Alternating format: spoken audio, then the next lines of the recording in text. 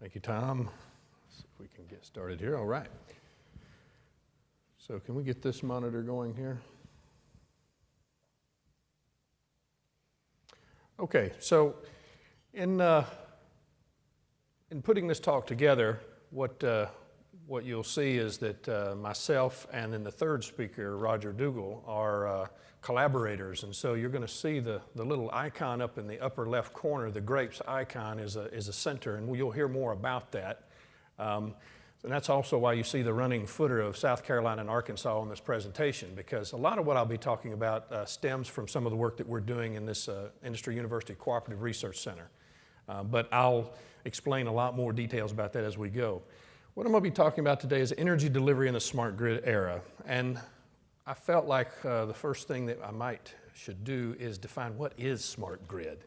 A lot of different definitions to a lot of different people. And when you're looking at things like the elevator pitch that a lot of people like to give, they'll say things like, well, that's bringing the digital technology to the power grid. Well, that's a vast oversimplification. So what I'll do is give you a good definition of that and then give you an idea of where we are today and where we're going. The other thing is I want to talk about the role of power electronics, a term you might not hear every day, sort of behind the scenes, but we'll talk about where power electronics fits into this smart grid. And then give you a little bit of background on the center, as I mentioned, and then specifically focus on power electronics for distributed generation, which is really what I think is a key to the emergence and the evolution of our electric power grid. There we go. Well, there's no question that if you take a look at electric power, even the National Academies has recognized that it's one of the greatest achievements of the 20th century. In fact, when you look at their rankings, they rank electrification of our nation as number 1. Number 5 on that list was electronics in the 20th century. Power electronics is really the marriage of those two. It's where we're bringing together the handling of gigawatts, megawatts, kilowatts. We're putting that all together, shaping it, conditioning it, AC, DC, different forms of electrical energy.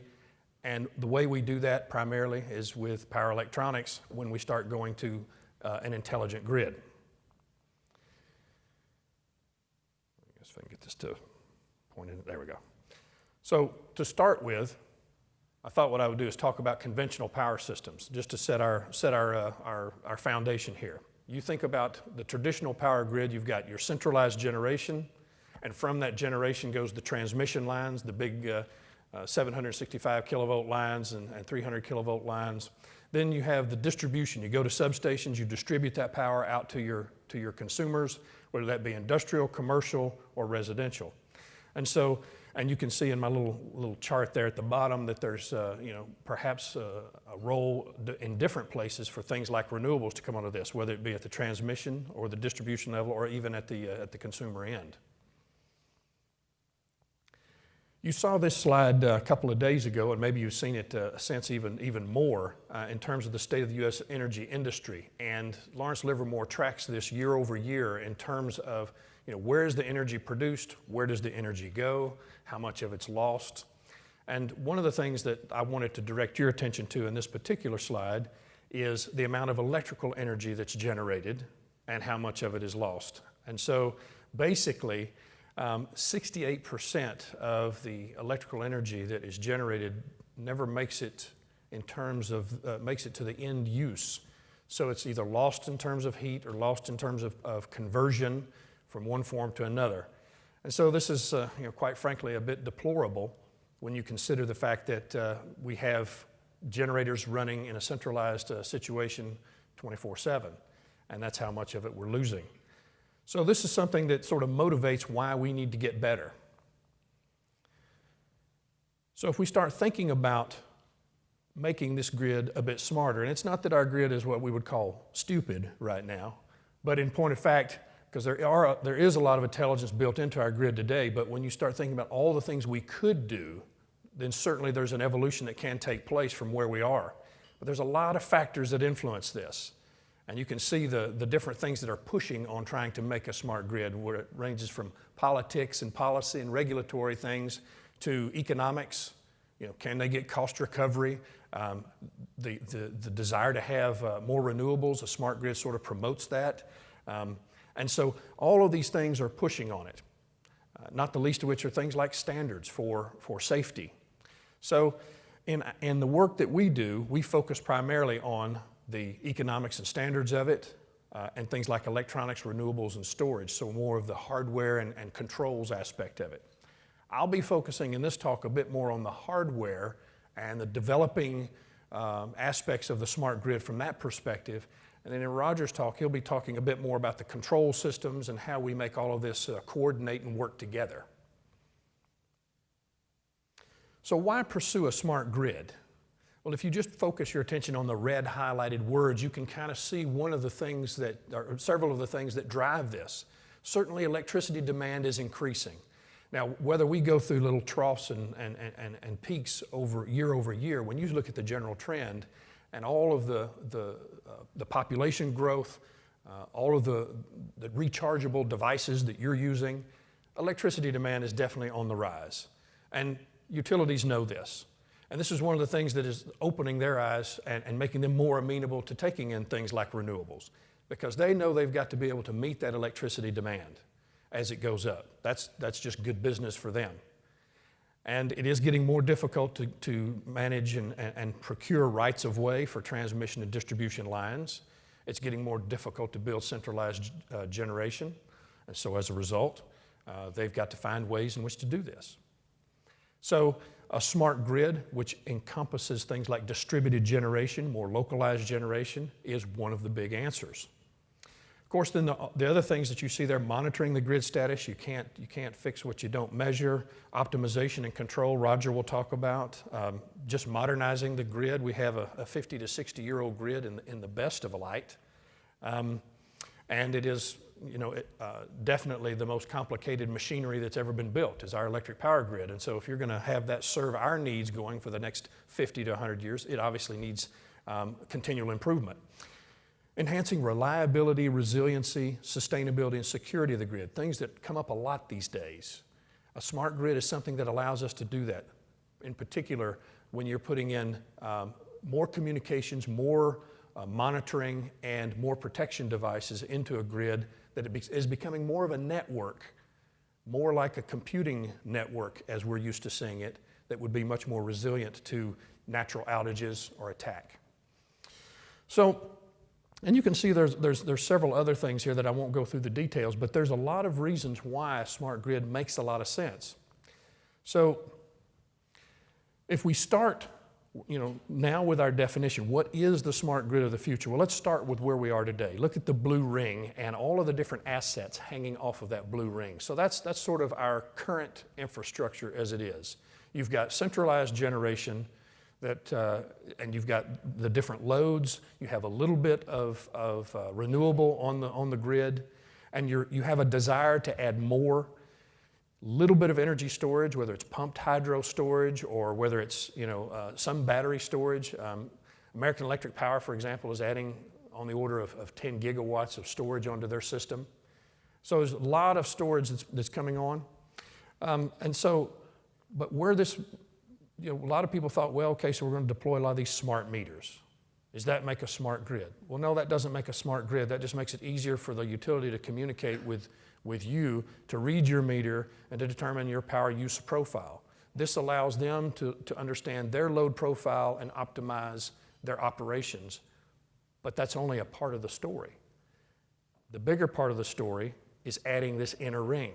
This inner ring is the ability to protect, communicate with, and monitor the existing power grid and promote the development of more power flow devices onto the grid that can intelligently reroute power from the generation available to the customer that needs it. That generation available may not necessarily be centralized. It may be distributed, as I've said. And in a situation like this, you're definitely looking at a possibility of a resilient grid where if one asset goes down, another can pick up the slack. You're looking at reduced outage time, and you're looking at improved overall customer perception of how the grid is operated, greater power quality.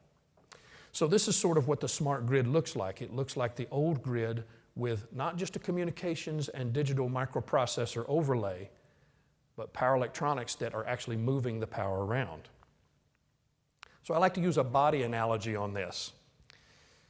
If the existing power grid is sort of the bones of the body, sort of provides the structure, okay, and this new communications overlay is sort of the central nervous system, then the power electronics represents the muscle. It's how I actually do work. It's how I move things around. And then finally, the lifeblood and heart and soul of this grid is going to be the engineers needed to operate it, to build it, and design it. And you'll see that that's a very multidisciplinary problem, from electrical engineering to mechanical engineering and beyond civil engineering. It is a huge problem. And in fact, when you think about construction in this country, the people who build more things year over year are electric utilities. They borrow billions of dollars and build things all the time. They're always constantly building. And so when you think about that, it is really is far and wide in terms of the reach.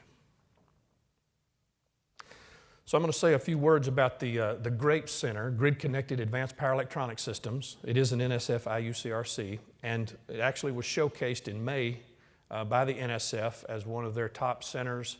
There's about 60 to 65 IUCRCs. That stands for Industry University Cooperative Research Center. So basically, these types of centers are funded by industry member dollars. And so we have about 20 members as part of this. Many are utilities, others are equipment providers. I'll talk a little bit more about that in a minute. And so as a part of this work, I want to tell you sort of, well, why power electronics? Well, if you look at this diagram, which is sort of a different explosion of starting from centralized generation at the top and going to commercial, industrial, and residential as you go left, right, and then down to the bottom, going to basically the consumer. All those little white boxes that you see in there, in between, those are power electronics. Whether I'm putting renewables on the grid, I need a power electronics interface. If I'm going to the load, I need a power electronics interface. If I'm putting, if it involves lighting, I've got a power electronics interface. There's power conversion happening in all of those interfaces. Electric vehicles, power electronics. I'll show you an example of some of these. So in fact, it's ubiquitous. And here's another example of even when you're thinking about something like community energy storage, when you explode that box on the left that says community energy storage and you look inside, what do you see? Power electronics and batteries. It's power electronics that manage the energy flow into and out of that battery in an intelligent way, knowing when to charge it, when to use it, and it sits there pad mounted next to the transformer. Okay? So these are projects that utilities, such as American Electric Power, the source at the bottom, this is something that they're doing right now, is investigating the use of community energy storage that could keep a neighborhood up for, say, an hour if there's an outage. And so when you look at the statistics, most outages last for less than that unless it's a big natural disaster type thing. Tornado comes through or big storms. But even still, the thing that this allows is if there's renewables on the homes, as you see in the upper part of the diagram, they can charge that energy storage back even when the grid is down. So having something of that, an asset like that is definitely, that is a smart grid item. Okay, and that is not microprocessors and communications. That's a new asset on the system that allows us to be more resilient and more reliable than we were in the past. And we have to intelligently manage that. So to further motivate this power electronics, greater than 30% of all electricity generated is processed by power electronics and electric motor systems. Basically power electronics, 30%. That represents $300 billion in energy each year. $300 billion. Those power electronics average 70 to 90% efficiency. Now, if you take 80% as an average, we're tossing $60 billion out the window each year because we're not 98% efficient as opposed to 80% efficient. The latest technologies that are being developed and trying to be rolled out to the grid are 96 to 97% efficient, using new materials like wide bandgap materials and new techniques. So this is why power electronics. So rather than flushing that money away, energy efficiency is part of the reason why power electronics is the reason. Not only for the function, but the efficiency as well. So GRAPE's mission basically is to accelerate the adoption and insertion of power electronics into this electric grid to improve stability, flexibility, robustness, and economy. And we've worked together actually successfully for over a decade, the two schools have, and we started this center in 2009, so it's relatively new. And really, what motivated us to do this? Critical mass. Neither the University of Arkansas nor the University of South Carolina is Wisconsin-Madison or a Virginia Tech, which would be the sort of Berkeley CMUs of the power area, okay? We don't have that many faculty. This brings together basically 10 faculty in an area that gives us the critical mass and gives us a sort of vertically integrated approach, and I'll show you that slide. We have a strategic plan when you look at these research focus that focus on distributed energy resources, such as the things like the community energy storage interfaces and so forth, demand side management, power flow control, which is the big gear that controls the power flow, power electronic modules, the building blocks, the DNA of the power system. I'll show you an example of one of those. And then the power electronic systems like solar inverters. So these are a little bit smaller than the big power flow controllers, but they're the interfaces. We focus on those various things. And this slide is really one that's key to the overall description of what it is that we do. Our membership on the right represents electric utilities and industrial control companies at the top level, the ultimate consumer of the work that we do.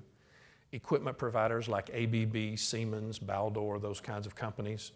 And then component manufacturers, which could be semiconductor companies, companies that make capacitors, inductors, the different components that go into the equipment. This is a customer supplier chain that we've set up. So our 20-member companies are happy to come around the table and talk to one another in addition to hearing about our research. But the important thing is that our research is vertically integrated. We have electronic materials and packaging at one end of the spectrum, all the way up to field test and evaluation. We build our own prototypes. I'll show you an example of that. And it goes all the way through, as you can read here for yourself, modeling, simulation, circuit design, and so forth. And those that I've colored red here is where our center represents some unique capabilities, whether it be a 6-megawatt test facility, or it may be a packaging center that's been in place for 20 years, funded by DARPA, that's now been retasked to focus on the power electronics problem. One of those is shown here. It's our prototype test and evaluation facility. This is a 7,000 square foot facility, $5 million test facility. It was built in 2008. It is the highest power test facility at any U.S. university. It's 15 kilovolts, 6 megawatts. And the things that we build can be tested right here in this high bay facility.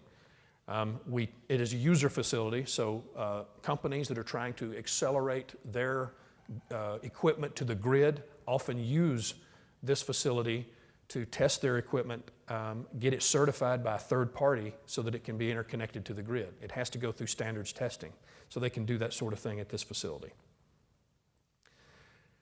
To go back down that chain to the very bottom, from the top at field test and evaluation all the way to the bottom now is, you know, when you think about the world being identified in terms of materials, the Iron Age, the Bronze Age, all these things, well, we're now in the wide bandgap age as it relates to power electronics. And what you're looking at is a power module that's about 3 inches by 5 inches, roughly speaking. And it is the world's highest temperature power module. It operates continuously at 250 degrees C junction. The ambient temperature would be about 200 degrees C. It's air-cooled as opposed to water-cooled. It has the power board, which is the gold-looking board, and it has the control electronics all embedded into the same package. It's about 1.5 inches tall. You take 3 of these and you can drive your Toyota Prius. You replace the electronics in the Prius that would be roughly the size of a pizza box and has an auxiliary power or water cooling unit to cool those electronics. This is all air cooled. It's 97 to 98% efficient. So it's more efficient, which means more fuel economy. It's lighter weight, okay? And it removes one reliability problem, and that's water pump. There's no water pump for this auxiliary water cooling system, and we know water pumps go out in cars, okay? So we don't have 2 of them in the car, now we have 1. So this is why Toyota came a-calling after we won this award in 2009 for this high-temperature power module, and we work with Toyota 1 week a month trying to develop the next generation electronics for their plug-in hybrid. And so this is something that is, while we're talking about the grid, this is a fundamental building block, the basic DNA. I think the Office of Naval Research coined the phrase power electronic building block, or PEB, This building block can go into solar inverters, electric vehicles, the big power flow controllers, because basically it's the fundamentals of building up the power systems. I'll show you a picture in a moment where you see several modules, not this one, but others, stacked. And that just gives us higher voltage capability. And then you put them in parallel and you get higher current capability. So that's basically a building block. And this is the type of thing that we research at the low end. But all of these things were built at the University of Arkansas labs, the entire thing. So this is a unique capability that Arkansas has that other universities don't have, which is the ability to actually do all of this materials research and build up the prototypes. So we go all the way to the systems level.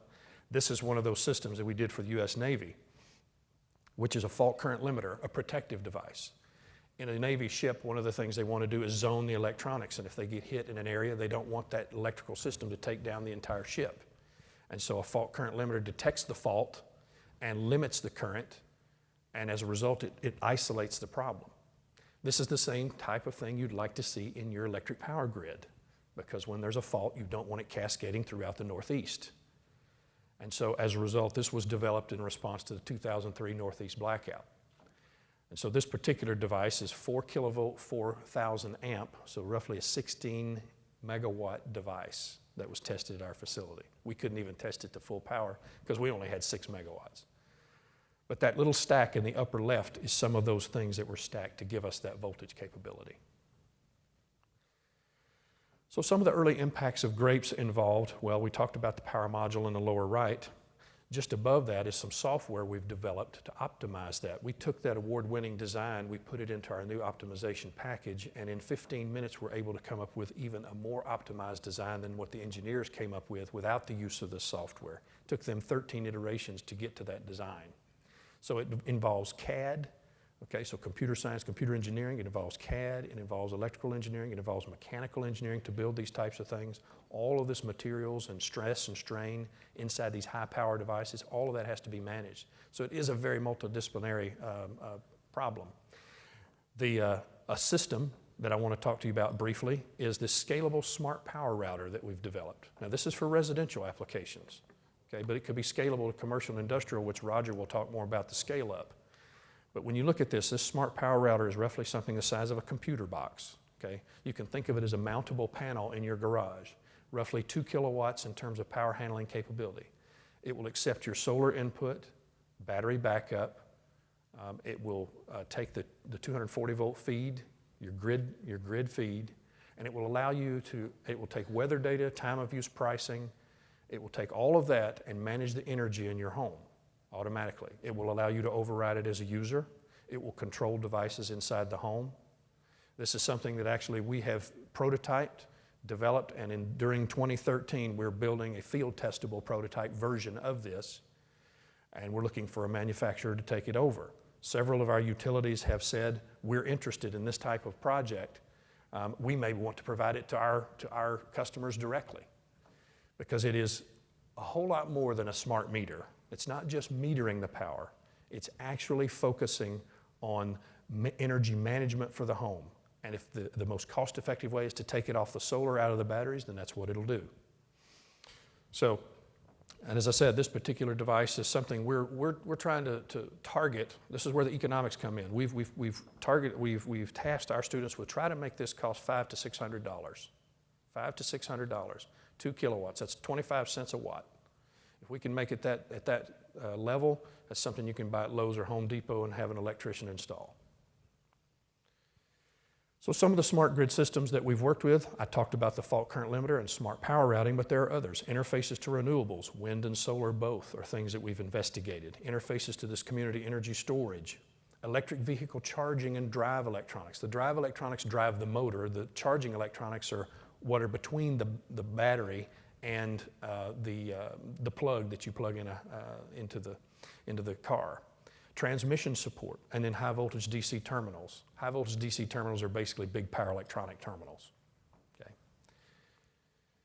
So basically, let me summarize by saying, when you think of distributed resources, you're talking about taking what is roughly a mesh, you're adding more resources to it to make it a network. This network of devices, which would be distributed generation, protective devices, monitoring. I don't really want to call it metering. It's more monitoring the health of the grid. It's rerouting power. All of these sort of things are the types of things that are distributed into the system to add resiliency, better reliability, certainly better efficiency so that we're not throwing away 68%. Okay, so better economy. And then finally, it really is the way in which we promote renewables onto the grid. Certainly at the more customer level. We can do these things at the transmission level, the very big wind farms and solar farms, without so much of the distributed resource. That still feels a bit like centralized generation, however, and we still have to move that power, hundreds of miles, because the wind is in the middle part of America, but not all the people live in the middle part of America. So the big load centers of Kansas City, Memphis, Dallas, we're having to move that power around. So again, if we have more distributed, we have a more resilient grid. And frankly, power electronics is the muscle behind this smart grid. It's what we use to condition, route, convert, and shape that power into the form we need to use it. And we need to be able to do that efficiently. So I've just got 2 more slides here, basically. One is a pitch. We actually will be hosting a conference in Northwest Arkansas this summer on power electronics for distributed generation, focused on these very things. This is an international conference that brings 300 of the world's experts together to talk about what are the new things that need to be developed, what are the latest that has been developed. And so for those of you in this field, I'll let you know that that's available. Abstracts due March 1. And I'd like to obviously acknowledge the SECU Organizing Committee and thank you for the invitation. Certainly our sponsors involved in all this and our extremely valuable industry partners in all of this work. But most importantly, I think the colleagues between Arkansas and South Carolina, we have a great working team. It's been a wonderful relationship, and that's I think, a strength already in the SEC. And of course, the horses are our students. They're the ones who do the fun work. And so we want to acknowledge them, of course. Thank you. Well, thank you, Alan. It was interesting to hear some about that point. Do we have time for a question or two? I don't see people running around with the microphones around here yet. At least they haven't stepped up to the point. Maybe they're going to do that point. So if you have a question, please hold up your hand. We'll get you a microphone and wait until you get the mic in your hand before we actually start asking that. So we have time for a question or two. Anyone have? I don't know if this is on. Is that on? Hey, Doctor, thank you very much. Very, very insightful and very informative. Congratulations on what you've done. A question for you. When you're talking, you talked a little bit about security and protecting, and one of the thing, unfortunately, it falls on with this, being open, it's very open to malicious behavior. What are you doing to protect the energy resource writ large, because there are a lot of industrial control systems that are easily manipulated in this? Yeah. I don't have an excellent answer for that. I'd love to pat you on the back and put you to bed at night and say, yeah, we've got that all taken care of for you.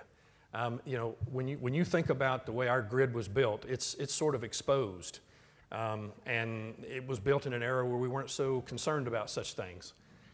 Now we're in the situation where as we start adding more and more IT to the grid and more information is passing around, that's just more portals for people to hack into. So it is a concern. I would sort of point you to the grid security work being done at the University of Illinois. They have a center that's focused strictly on grid security. Our work doesn't focus so much on the security other than at the power electronic system level. And we can make that relatively secure because that's one device. Where we have the vulnerability is the entire system. And looking at systemic issues and system-wide issues, I think, is the bigger problem. So I'm afraid I don't have a magic button for that one right now. We just have a lot of work to do there. There's no question about it. If we want a smart grid, that is one of the prices we're paying, is we're sort of making ourselves a little bit vulnerable in that regard, okay? And we have to account for that as we go. So I use the phrase evolution to revolution. We'd love to throw all this new gear out there. You don't want us to do that. The grid's going to be less reliable, and things like that would be a vulnerability. So we have to evolve to this revolution, and one of the things we're having to deal with is the security issue. We have one other question or so? Right there. We have get a microphone, please, sir.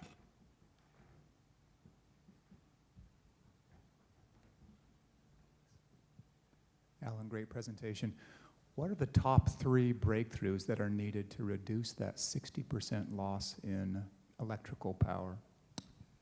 Wow. Spoken like an NSF program manager. What 3? Thanks, Keith. That's a good question. So, off the top of my head, I think the top 3 breakthroughs are in terms of efficiency of operation. Okay, so the top 3 breakthroughs, starting with when you think about 68% loss, there's operational efficiency that can be gained. It doesn't mean that they're running the utilities poorly. That would be the wrong conclusion to draw from my remark. But in terms of operational efficiency, if we have a more distributed grid, we are able to get power where it's needed more cheaply than we can right now. And so we're not having to transmit it as far, we're not having to lose it. So in a sense, that operational efficiency comes from more distributed capability. So that's number 1. Second, in order for us to achieve the efficiencies we seek, we still need additional improvements in materials. This is materials in cabling, this is materials in the electronics. The breakthroughs that have happened in the last 10 years in wide bandgap semiconductors have enabled power electronics to start making a place for themselves at higher powers, higher voltages than silicon was ever really able to do in a cost-effective way. So to do this efficiently and cost-effectively, more materials work is needed in that regard. So that's the second thing. And there's been some breakthroughs, no question about it, but more are needed. Currently, the manufacturers are working on 15 and 20 kilovolt devices. One little device that can block 20 kilovolts, about as big as my pinky. It's amazing. But that's the kind of work that's needed to make this cost effective, the traditional electronics thing. And then third, I think the breakthrough really is, related to the last question, and that is, we can build the gear then, we can operate efficiently, can we protect it? And so security, I think breakthroughs in security are needed. So those are probably the 3 that I would classify as the big ones, big general areas. Great. Thanks, Alan. I think we need to, in the interest of time, we'll keep moving on. If anybody has another question.